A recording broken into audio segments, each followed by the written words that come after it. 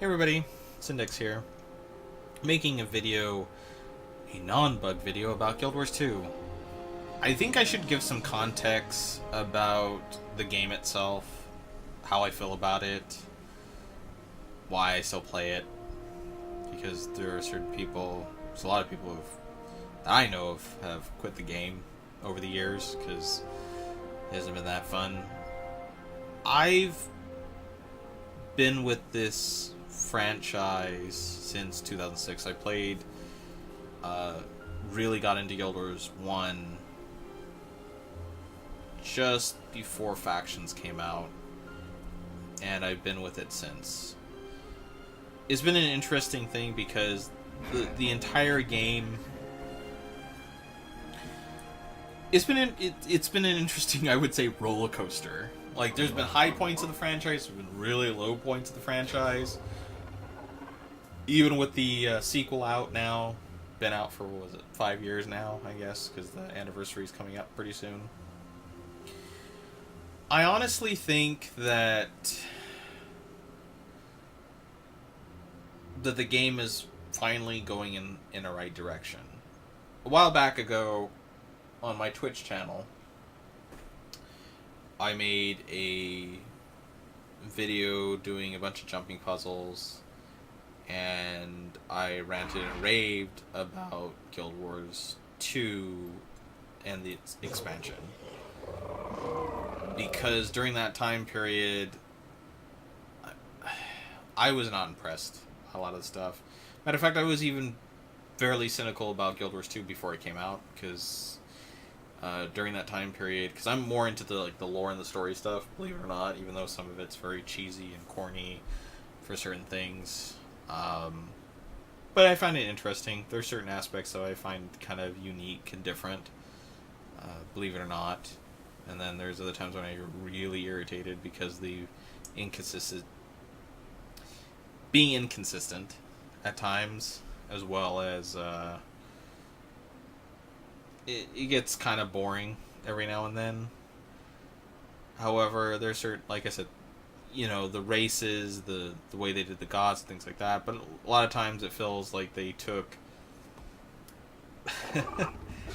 they did the old-fashioned, let's throw paint at a wall and see if it makes a interesting piece of artwork. And a lot of times it worked at certain points of the thing. Like, I could go through the entire franchise and talk about it.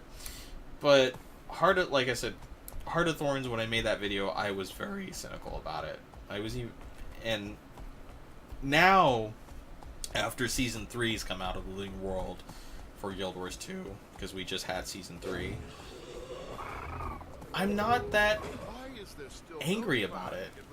I think I'm more like, before I had this very cynical kind of way of looking at the game, and then now I think because it looks like ArenaNet's got their stuff together, they finally have put the game in a right direction.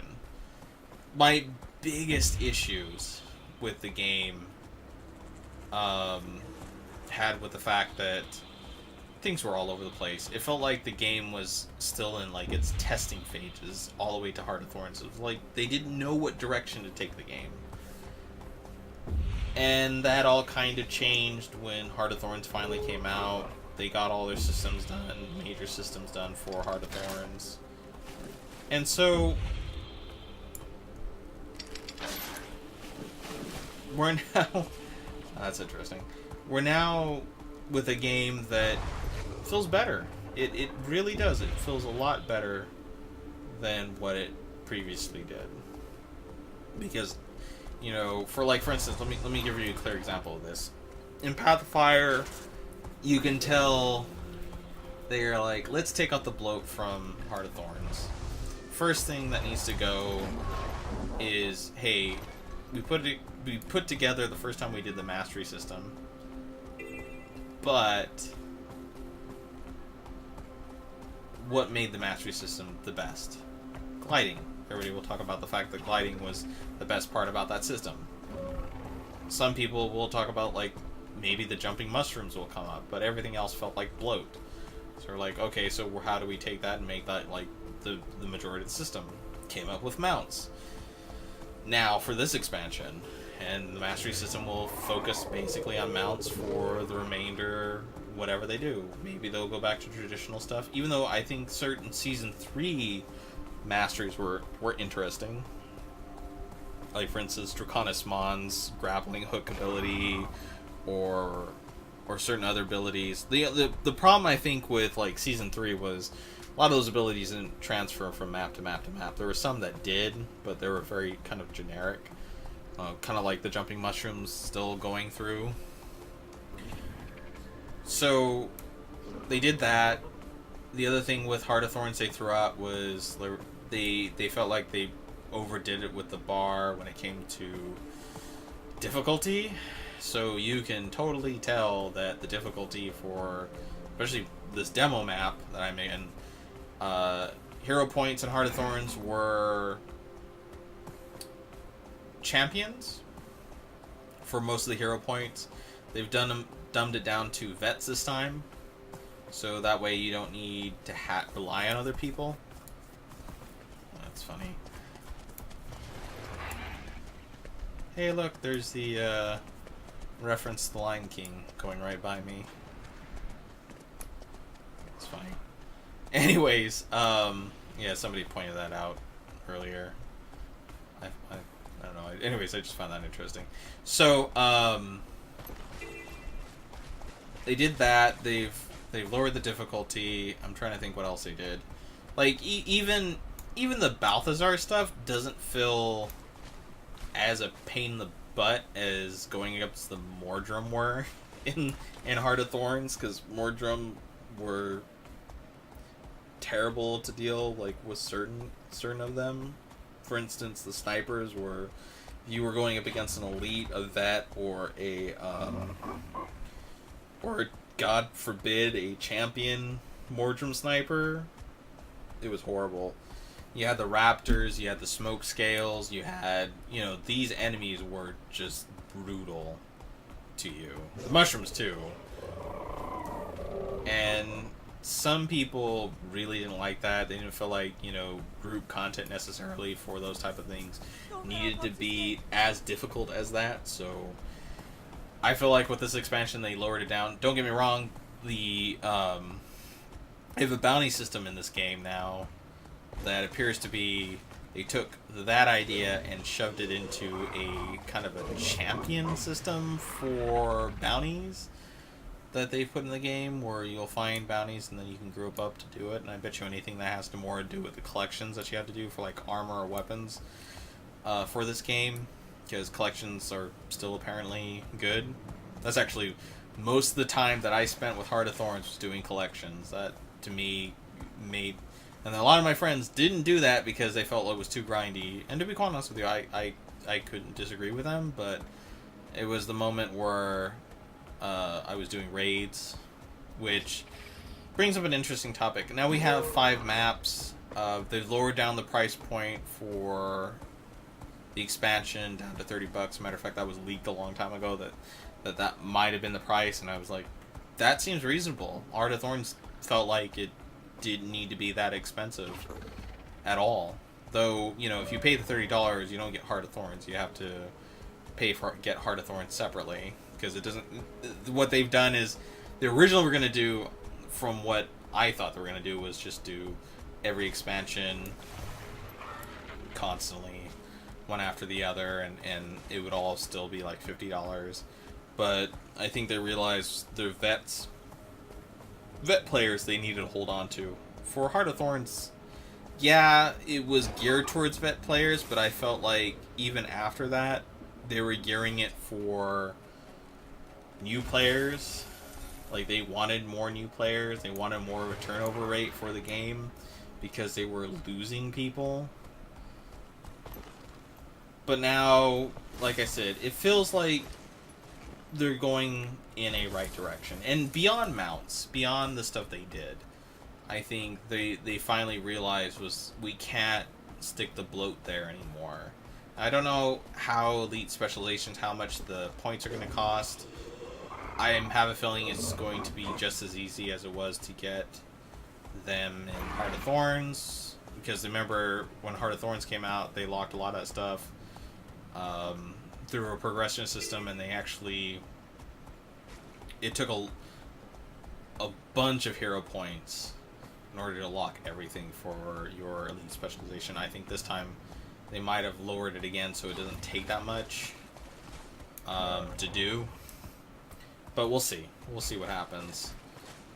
I'm hoping that that's going to be the case.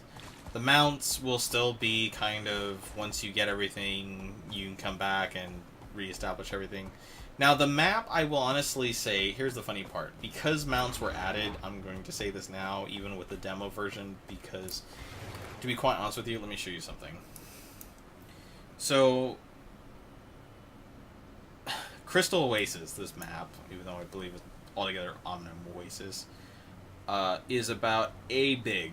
It goes, I think it extends all the way over here. So, as you can see, maybe a little bit more over here, maybe just a bit over there. We have about 2/3 of the map already.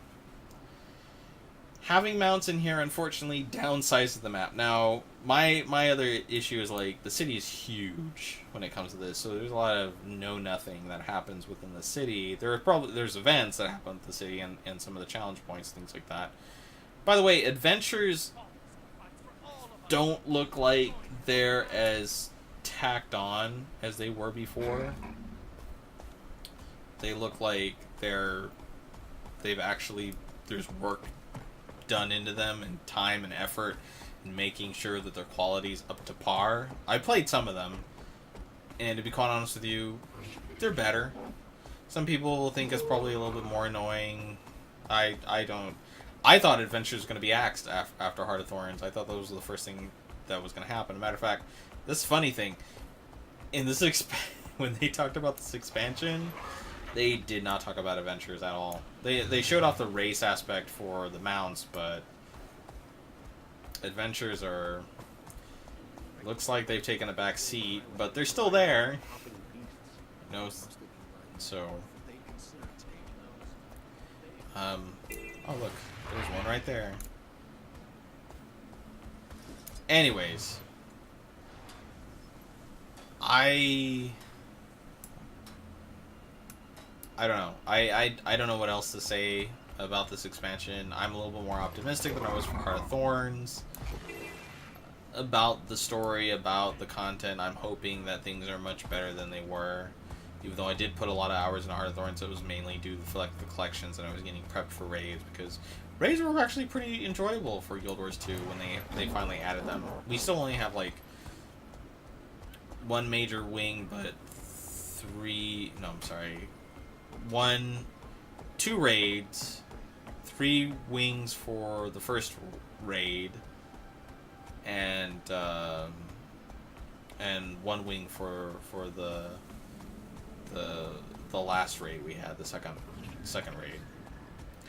I know we'll get more raids, we'll get more content, but I think ArenaNet has finally hit its stride. The only problem I have now, to be quite honest with you, is it too little or too late? So, I know a lot of people who have quit this game. Trying to convince them to come back, that's hard enough. You know, there's problems when it comes to this game, because first impressions is everything for a lot of people. A lot of that's died, even if people have come back and given the game like a second or third chance. To be quite honest with you, and I would tell ArenaNet, first impressions is everything. Even when you made the new player system or whatever thing that you did, that didn't necessarily wipe the slate clean of all the problems that you had before. A lot of those problems are still there if people are just going through the story. If people just want to enjoy story content, those problems are still there within the core game. The cutscenes, the way you did the Zaitan fight, how short Heart of Thorns was comparatively to Season 2, Season 1 being totally omitted because it was temporary content. I can go through a huge list of these examples. But anyways, I just thought I need to make this video because I just wanted to, you know, I did the same thing on Twitch, but I went through like, and I lost my train of thought probably like 1/10 of the way through it. And after I made my rant and rave about the game and how I felt about it and how I felt like the expansion was not going to be worth it, I feel like now I should just at least talk something and do a YouTube video just like doing in this format, just talking about it. So hopefully I make more videos. I probably, instead of doing something like this, I'll probably try to put together, I still need to get some editing software in order to put in more videos. Matter of fact, I still have to do a video on Gigantic in order to talk about, hey, I finally fixed it by doing something that I could have done, but at the same time, I had no idea that was the problem, because like I said before, there's other issues with that's totally different. So basically, this is pretty much my thoughts about the upcoming expansion before it actually comes out. It's going to be coming out on September 22nd. I'm hoping the game speaks for itself, like Mike O'Brien says. And to be quite honest with you, I'm glad he's putting that out there. Quality over quantity. I'm very upset at people who are constantly like barraging at least him for him not hyping up things or overhyping things like Colin was doing before Mike O'Brien took over for Colin. To be quite honest with you, I severely disliked the direction that the former game director did, because it just felt like a test bed and going and making too many promises that were constantly being broken. Even before the original portion of Guild Wars 2 came out, it would just constantly happen. And here's the other thing. And I also blame part of that on the way they put Colin on a pedestal, the portion of the community did. And they basically were like, oh, it's perfectly fine that he's doing all this stuff. And all I could think about during the entire time this was happening was Colin's being like Peter Molyneux. I don't know if you know who Peter Molyneux is. Look up Fable. Look up Black or White. Look up Populous. Those games.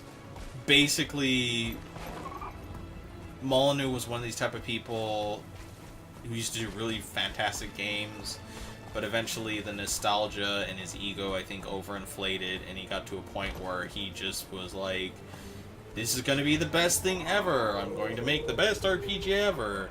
As a matter of fact, the whole infamous in Fable, the first Fable, you're going to plant a tree, and that tree's gonna grow as you get older, and then you have children and things like that, and watch the tree grow as age and things like that. And he did this whole ridiculous thing, and I remember that.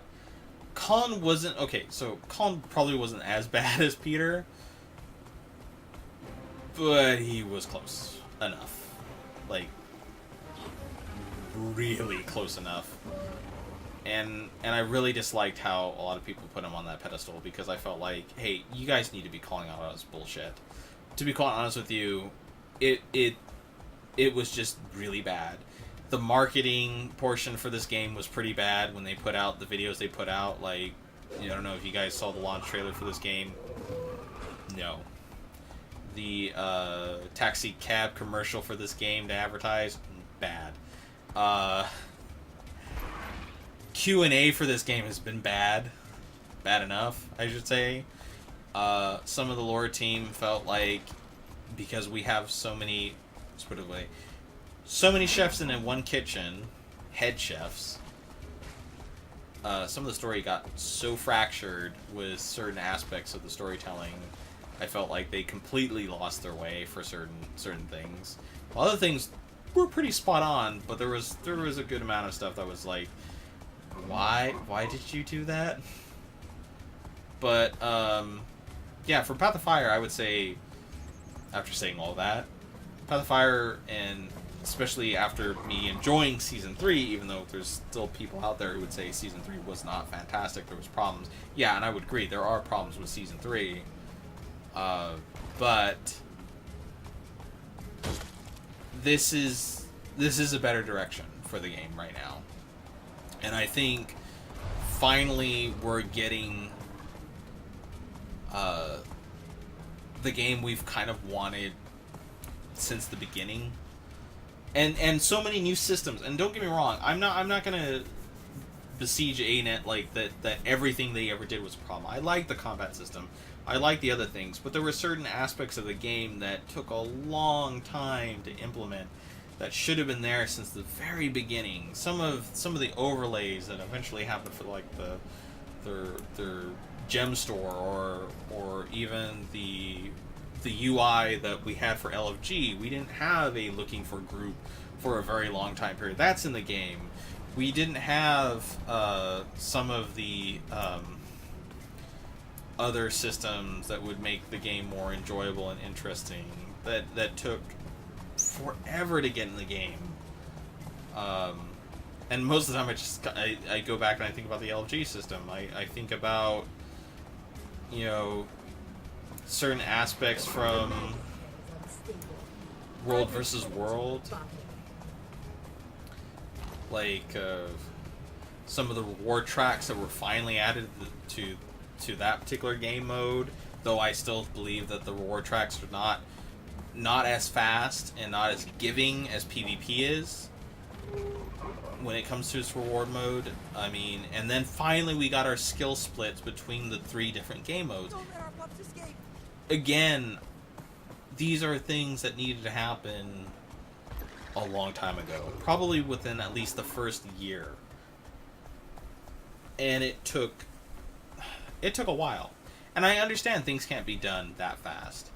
And of course the challenging content that we got, you know, the end game stuff, and even then that still has its problems because not a lot of people like the legendary armor that we got.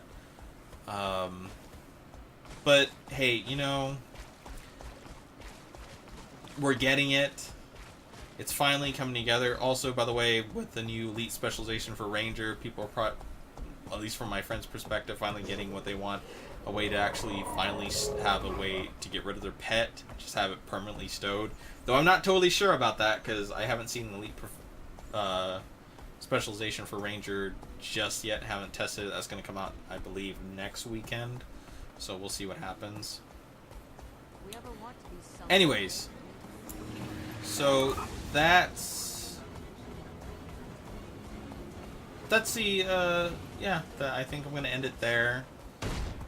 There's not much more for me to say. I think I've kind of elongated this out as long as I could. I mean, let me put it this way. I could talk about Guild Wars 2 for hours on end about the things that have happened in the past. But unfortunately, I'm not going to go through all of it because, to be quite honest with you, it's history. If there's any questions or things like that you have about the game, leave in the comment section. I'll try to address some of those questions. But as somebody who's played this game, I can tell you right now, there's a love and hate relationship at times with the game. So, anyways, I'll take care and see you all later. Until next time.